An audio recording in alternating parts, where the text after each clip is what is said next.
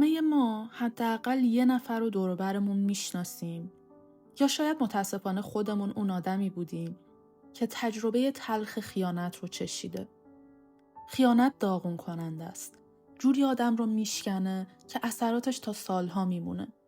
اما واقعیت اینه که حتی همین تجربه دردناک هم میتونه به ما یاد بده چطوری توی روابط آینده‌مون توی همین چاله نیفتیم. معلومه که نگاه کردن به قضیه از بیرون و فهمیدن دلیل هر دو طرف خیلی راحت تره.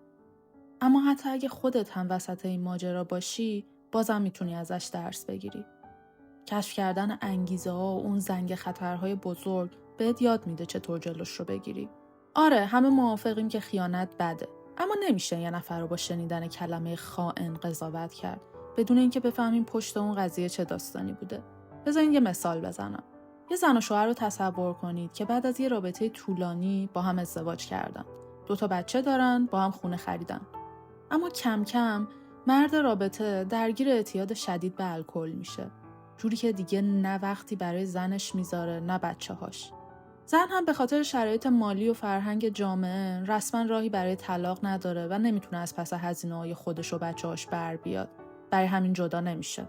حالا یه روز این زن توی باشگاه با مرد محترمی آشنا میشه که واقعا بهش توجه میکنه و دوستش داره.